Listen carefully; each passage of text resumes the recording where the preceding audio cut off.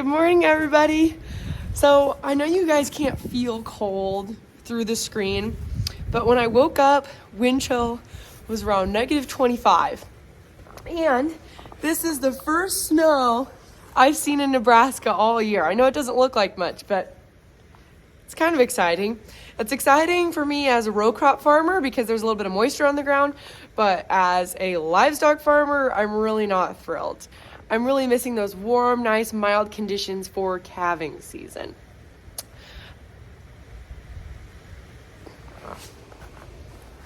Whenever Grant looks at me when I'm filming, I get messed up. What are you doing out there? It's cold. Filming my little intro. Come in here. Hey, our hats match. Cute. Hey, look at that. For sale at LauraFarms.com. Same with the personalized hoodies. Jackets. Yeah. Are you gonna get some work done? I'm ready. So this is the predicament. Yesterday was really nice outside. Warm. Okay, sweatshirt weather. Obviously things have changed quickly overnight. Grant's pickup was not parked inside. And given the frigid conditions of last night, I have my doubts that it will start. Oh, come on. This thing has never not started. That thing has always started every time. But I don't think I have blended fuel in it. And I didn't put any additives in it because it was literally 65 degrees 4 days ago. So... Well, let's see how this goes. Grant told me he'd take me in town for lunch, so the pickup better start. Yeah, we gotta go take some tires off, some flat tires off. There's snow in there? It'll start for sure. We better let the glow plugs warm up for a little bit.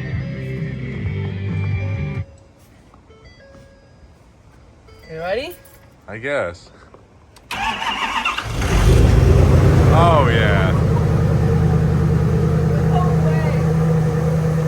I was skeptical. I did not believe. Started right up. Not even plugged in. What is it, -10 out here? I'm really impressed.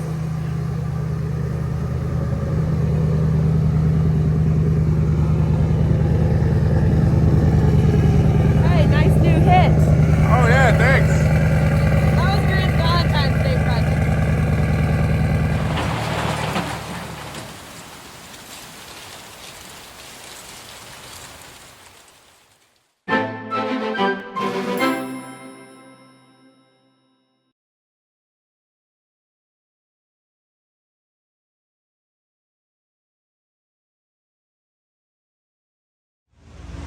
A little warmer in here, huh? Yeah, I know. It's nice. I can actually breathe. I think we're going to work on the planter a little bit to warm up. My fingers are numb from being outside, even just for that little bit. So cold. It is so cold. So I've got about half the planter put together, and we're going to start putting the other half together today. Perfect. Instead of doing a big time lapse showing you just really quickly putting all of these on, we figured we would do just one row unit so that we could show you in depth what we're working on here. So while I am putting on these True V's, Grant is going to be working on replacing this little white tube here. What is this called, Grant? It's like a seed firmer deal. Anyway, hose is broke. It's how the fertilizer gets put on, and the seed falls right here, and it pushes it in the ground, and puts fertilizer right on top of it. But it's junk. We got some new ones. We got new ones. So Grant's going to be threading that through. And then it just hooks up right here so that we can attach it to our fertilizer system that we have yet to figure out what is even going to be. So I had figured out that all these things on each row are hooked up to the little sight gauges up there, and that will be my main fertilizer system, and I will be removing all of these extra over the top fertilizer systems. So Gotcha. that is the plan. So what I'm going to be doing is taking this screwdriver here and using it to carefully get this rubber piece out. Very precise here. There we go. And then this disc, I want to chop my fingers here. This disc goes right on here. Okay, now that that's on, I'm going to take one of these and start threading that on. Surprisingly enough, Laura's nails come in so handy. They work just right. It takes me forever. Look at it. She could just little clampers right there. She just turns it right in. It takes me forever to get those in. They work perfectly. Just an extra set of tools on hand, literally. Little pliers. Next, we're gonna take this nice ratchet, which Grant, you see it's like little colored in, so no one takes it from him. But yeah, Dad. we're just gonna take that and tighten it up. Just listen to this. That's beautiful.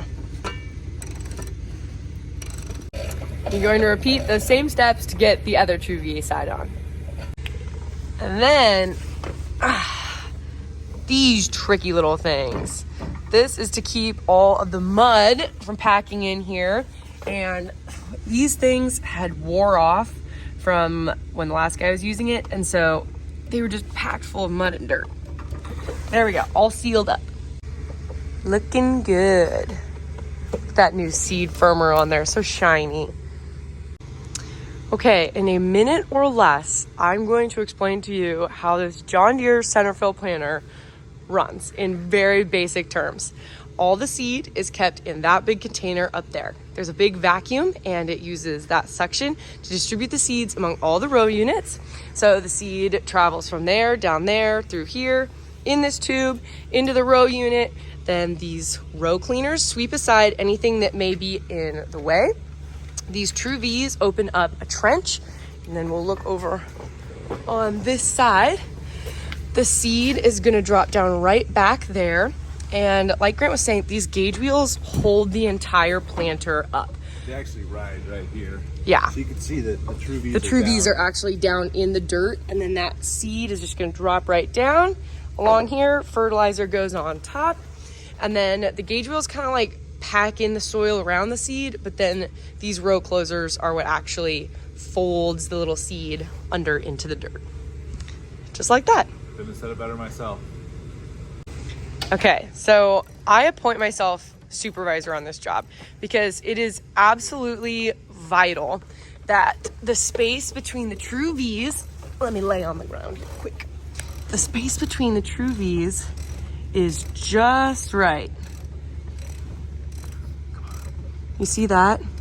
So we want just a little bit of gap, but not too much.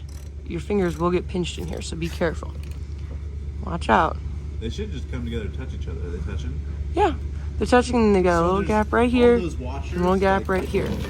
There's little spacers inside there and inside there. All these little shims are so we get it right, and so there's the correct amount of space between all this stuff.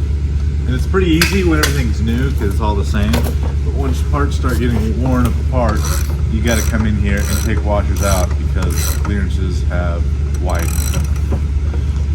Anyways, it's just very important that all this stuff is exact. Otherwise, it just kind of messes stuff up as you go along. It's kind of comfy down here. It's not even 8 o'clock. You already sleeping on the job? I'm inspecting. Inspecting, huh? I'm inspecting. Look at this. You need to make sure it turns clearly and freely.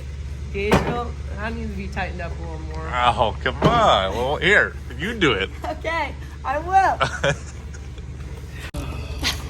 I knew this job was going on way too easily.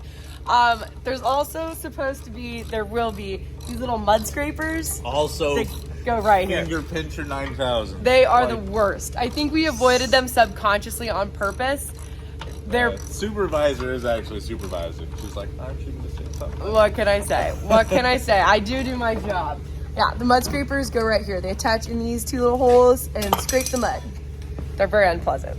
All right, so the tricky thing about these is that there's this really, really tight spring holding them together so that the mud scrapers can actually do their job and stay in one spot and be really tight against the True V and scrape the mud off.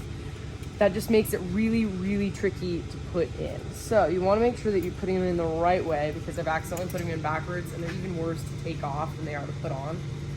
So you want to make sure that when you put it on, it's actually gonna do its job and scrape the mud. Which way looks better? That's backwards. What, is it though? I don't think so. I think it's like that. Oh, yeah, that's definitely I think that's the way. Hopefully I put all the other ones on right. Are you second guessing yourself now? That's why I test it both ways. Very important to test it both ways. So once you put it on like this, you're going to just kind of set it on the other side, okay? And then take pliers. As much as I believe in my nails, this is not a job for the faint of heart. This is for the real deal, okay? Now you're just going to get a really good grip and start weaving it through and pull as hard as you possibly can. Okay, re-grip.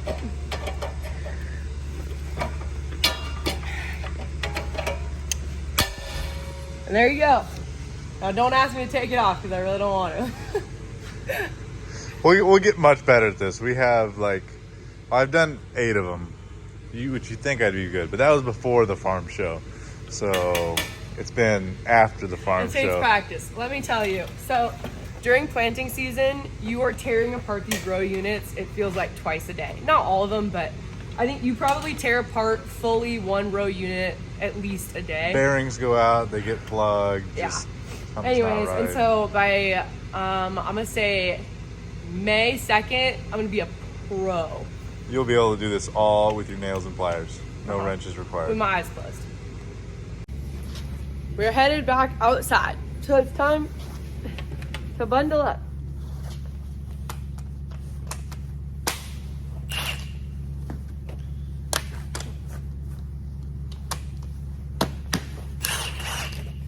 Ah, I'm ready.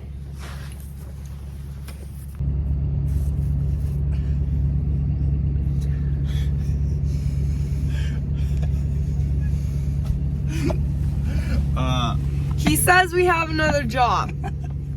Okay. And we're approaching it. I'm like, what are we doing again? He's like, oh, we're taking the tires off the Ripper. Being fixed. So they're leaking again, they're low. Real ones remember. Do you remember, it was when we had the 8RX and I root sliced that day, and Grant took a telephone pole and rammed a tire off of the Ripper? Exactly. We've already done this once before. Yeah, it's totally my fault. I was ripping an old tree line. We took the trees out. There's fence posts, sharp stuff in there. Destroyed the tires. Well, needless to say, we're taking the tires off the Ripper again. Boy, it's cold out here. Yeah.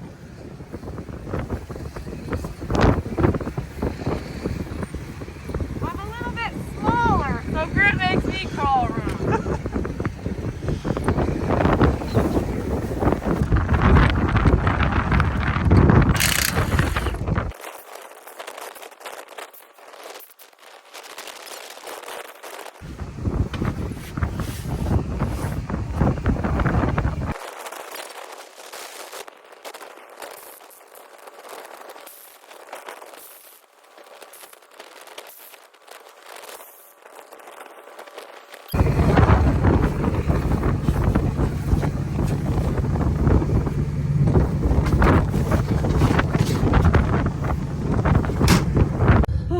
That was terrible. Miserable. Too cold.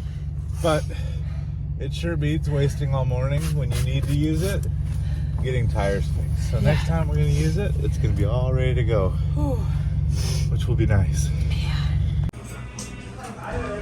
Don't worry. Grant kept his promise about taking me to town for lunch.